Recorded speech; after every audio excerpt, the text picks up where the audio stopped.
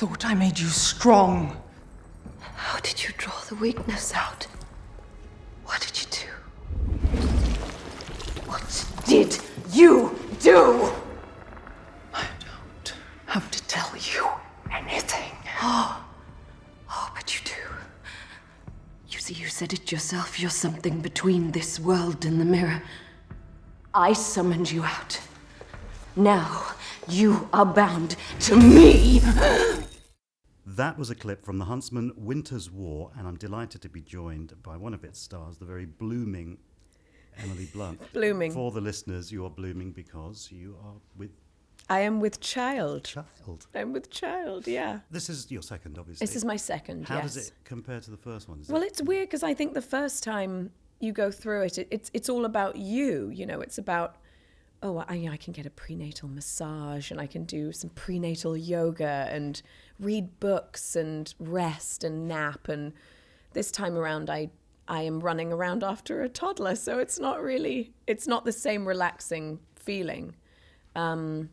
And I guess you're just more used to being tired this time around. But food cravings? bread and butter and eggs.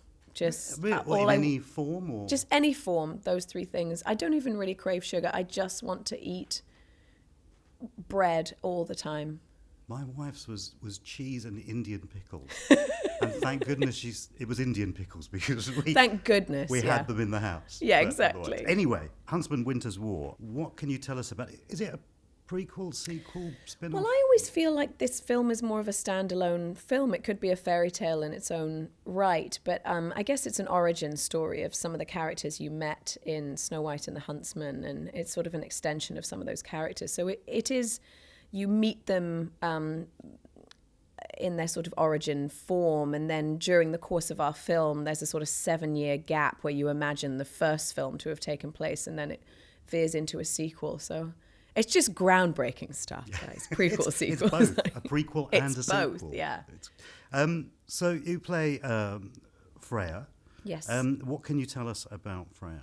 You'd set the scene. I a little play Charlize Theron's character, Ravenna, who you meet in the first film, who is a rampaging, villainous character. I play her younger sister, who when you originally meet her, she is a very normal girl who is yet to discover her power that seems to be a hereditary thing in their family, that all the women have some kind of power, and she just has simple dreams, simple hopes, just wants to get married, have a child.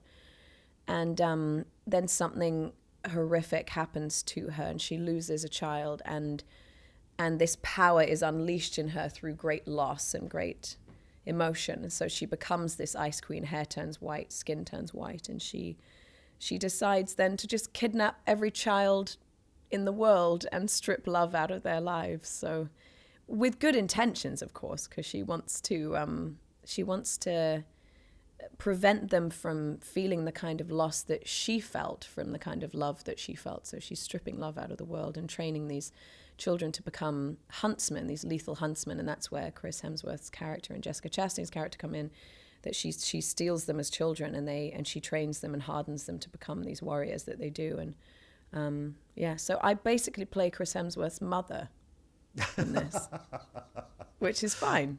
But also, I mean, you kind of alluded to it there, which was that actually one of the most interesting things about your character for me was the fact that there is a reason for why she's not just born evil. No, and I there are loved reasons that. for it. I loved that because I think usually in a film you're presented with a villain and you're just told to sort of accept them for being as abhorrent as they are. And in this case, there's this rather empathetic backstory. And I think I always felt this villain was sort of emotionally rather unhinged, and that was the appeal for me, was to play that arc, I think. But also, you managed. There's that weight of the awful stuff that she's been through that kind of sits there throughout, which for me was there all the time, which was great. It was fantastic because it was just very nuanced. And good, so, thank you. Particularly in fairy tales, as you say, you're very much geared to. Well, there's the good person, there's the bad person, bad stuff happens, deal with it. It tends to be the moral of the grim fairy tales. I think fairy tales are really were initially there as a sort of cautionary tale for children, and they're very dark, like profoundly dark at times. And I remember being terrified of fairy tales as a child. The thought of, Hansel and Gretel just filled me with complete dread and fear. And I think nowadays we tend to try and protect our children too much from the dark stuff that's out there in the world. They'll inevitably find out from the internet at some point. But I think that children, especially even in the old like Disney films where people lost a parent and and there was a lot of abuse and these very dark experiences went on, and I don't think you should underestimate a child's perception of those things and their understanding of it. But this certainly follows suit with a dark fairy tale that has a lot of other layers of morality and good versus evil, and where do those boundaries sort of lie, and where do they get blurry? Was it the character, was it the project, what drew you to it in the first place? It was the character, for sure, because I don't think I'd ever played an all-out baddie before.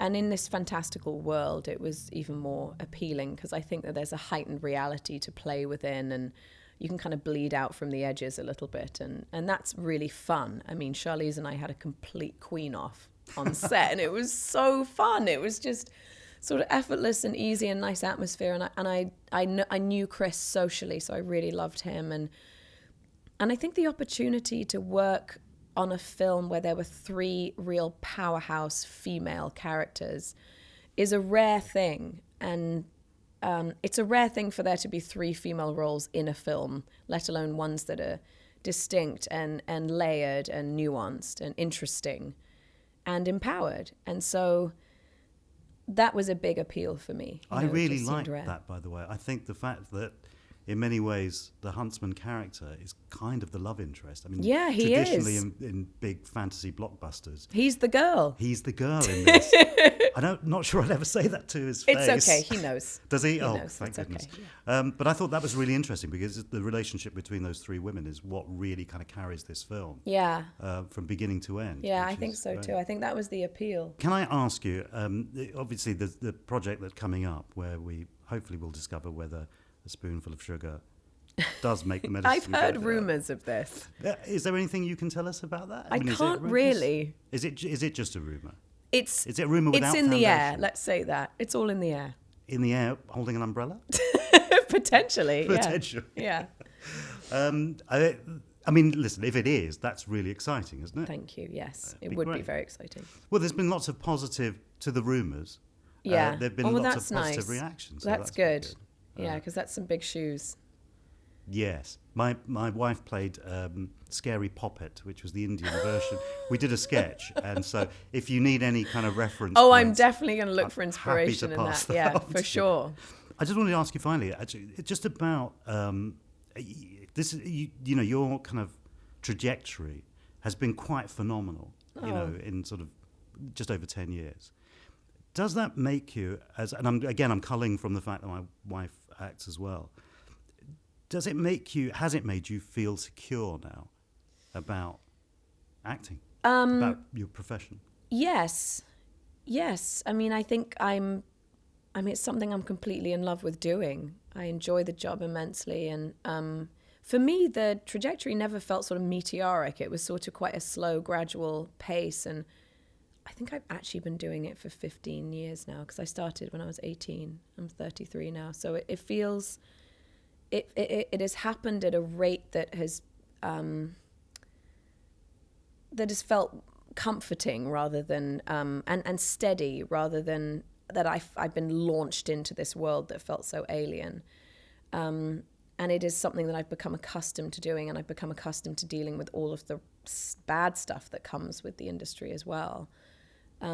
Such as? Well, just the exposure and the kind of being under a magnifying glass and the scrutinizing and all of that stuff that goes on, and it is a personal job. It is the most personal job. Is you are being looked at on your personal take on a part or on a choice of film, and the way you look within it, and how you look on a red carpet to how you look in a movie. It's just become very personal, the whole industry, and so that's sort of the bad side of it. That is not even that bad. It's just you have to find a way of looking at it. It's like a bubble you kind of pop your head in and out of.